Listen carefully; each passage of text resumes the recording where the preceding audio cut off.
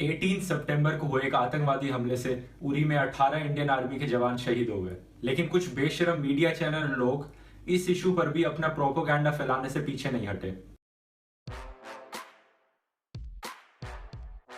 आजकल एक WhatsApp forward बड़ा वायरल चल रहा है, जिसमें एक बैंक अकाउंट का नंबर दिया है और उसमें लिखा है कि आप इसमें ₹1 डोनेट करोगे तो आप इंडिया को सुपर पावर बना सकते हो।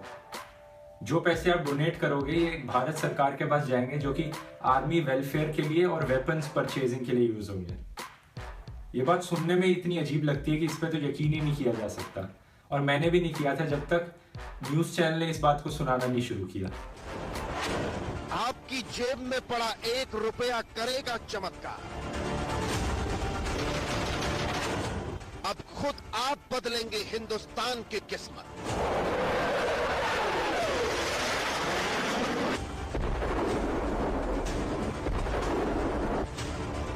एक महीने में आप बनाएंगे भारत को महाशक्ति। सुपर प्लान से पाकिस्तान परेशान है।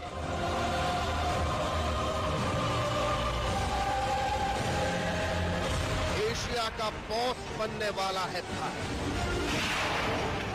तो इस आधे घंटे के इंडिया न्यूज के एपिसोड ने वही चीजें दोहराई हैं जो उस व्हाट्सएप मैसेज में लिखी थी, और बाकी इन्होंने कुछ अपना भी मसाला ऐड कर रखा है।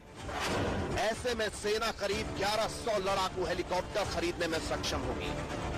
एक अब्राम टैंक की कीमत होती है करीब 60 करोड़ रुपए। ऐसे में इतनी रकम में करीब 2500 अब्राम टैंक खरीदे जा सकते हैं। मतलब इतना तो एक रोहित शेट्टी और रजनीकांत की मूवी में भी नहीं फेंकते होंगे जितना ये लोग फेंक रहे हैं। तो इस बात का सच क्या है आखिर? इस बात का सच ये है कि ये अकाउंट असली में एग्जिस्ट तो करता है, लेकिन कोई वॉरफेयर और वेपन्स खरीदने के लिए नहीं। ये एक आर्मी वेलफेयर अकाउंट है जो सिर्फ आर्मी विडोज और आर्मी मार्टियर्स के लिए यूज होता है। तो ये सीधी सीधी इमोशनल ब्लैकमेल है लोगों को लड़ाई करवाने और हथियार खरीदवाने के नाम पे लेके। इस चीज को वॉर मॉन्गरिंग कहते हैं। तो आप इस अकाउंट में बिल्कुल पैसे डोनेट कीजिए, लेकिन ये सोच के नहीं कि आपके पैसे से इतने लड़ाकू विमान खरीदे जाएंगे और इंडिया सुपर पावर बन जाएगी, बल्कि ये सोच के कि आपके पैसे से इन आर्मी की फैमिलीज को कितनी मदद मिलेगी। और इस अकाउंट को बनाने का सारा क्रेडिट जाता है एक आरटीआई एक्टिविस्ट राजेंद्र गुप्ता जी को, जिन्होंने ये आइडिया जुलाई में डिफेंस मिनिस्ट्री को दिया था। उरी अटैक को लेकर सोशल मीडिया में और भी बहुत सारे झूठ फैलाए जा रहे हैं। जैसे अभी एक खबर आई थी कि इंडियन आर्मी ने एलओसी क्रॉस करके 20 टेररिस्ट को मार दिया उरी का बदला लेने के लिए। ये खबर सबसे पहले क्विंट नाम के एक ऑनलाइन पोर्टल ने पब्लिश करी थी। आर्मी के डिनाई करने के बाद भी कि ऐसा कुछ नहीं हुआ है, इसे बहुत से लोगों ने शेयर किया। इसे सबसे ज्यादा शेयर किया कुछ स्यूडो नेशनलिस्ट पेजेस जो मैंने अपने पिछले वीडियो में बताए थे, उन्होंने अपने गवर्नमेंट के फेलियर को छुपाने के लिए। एक और झूठ इस बात पे जो फैलाया जा रहा था वो था रशिया और पाकिस्तान के बीच होने वाली मिलिट्री ड्रिल को लेके। कुछ लोगों ने क्लेम किया, एक र्यूमर फैलाया कि ये मोदी गवर्नमेंट की सबसे पहली डिप्लोमेटिक विन हो गई, क्योंकि रशिया ने वो ड्रिल कैंसिल कर दी पाकिस्तान के साथ जो होने वाली थी उरी अटैक्स के बाद, क्योंकि रशिया और इंडिया बहुत अच्छे एलाइज थे। लेकिन ये रूमर कुछ ही दिनों में गलत प्रूव हो गया जब रशिया की फोर्सेस पाकिस्तान पहुंची उस मिलिट्री ड्रिल के लिए। ये सारे झूठ वो लोग फैलाते हैं जो हर दूसरी चीज पे पाकिस्तान को ब्लेम करते फिरते हैं।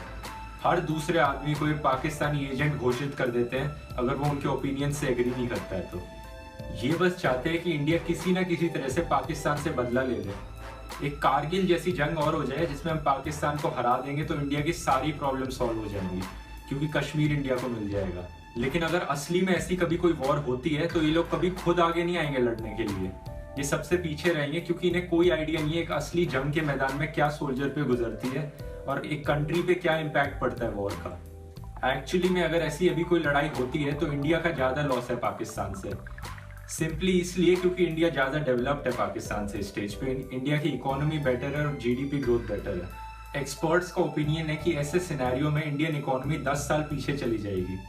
99 की कारगिल वॉर की कॉस्ट इंडिया को 5000 करोड़ रुपीस पर वीक लगी थी, लेकिन अगर आज ऐसी कोई वॉर होती है तो 5000 करोड़ रुपीस पर डे की स्पेंडिंग होगी। और एक छोटे से वॉर के सिनेरियो में अगर 14 दिन की वॉर चलती है तो टोटल कॉस्ट इस वॉर की आएगी 2.5 लाख करोड़। अब गिनते रह जाओगे इसमें कितने जीरोस हैं। इससे इंडियन इकोनॉमी पे इतना बड़ा इम्पैक्ट पड़ेगा कि $1 की कीमत 100 रुपए हो जाएगी और इंडिया में आने वाली फॉरेन इन्वेस्टमेंट पूरी तरह से खत्म हो जाएगी, क्योंकि कोई कंपनी एक डिस्टेबलाइज्ड वॉर जोन वाली इकोनॉमी में अपना इन्वेस्ट करके अपना लॉस नहीं कराना चाहती। तो इससे एक बात तो साफ है कि वॉर कोई सोल्यूशन नहीं है किसी भी चीज़ का। वॉर से सिर्फ लॉस और डिस्ट्रक्शन होगा दोनों ही कंट्रीज का। तो इस चीज़ का एक्चुअल सोल्यूशन क्या है? अब ये काम हम इंडियन डिफेंस मिनिस्ट्री के लिए छोड़ देते हैं। मुझे उम्मीद है वो जो भी डिसीजन लेंगे पूरा सोच समझ के लेंगे। और मैं आपसे मिलूंगा अगले वीडियो में। धन्यवाद।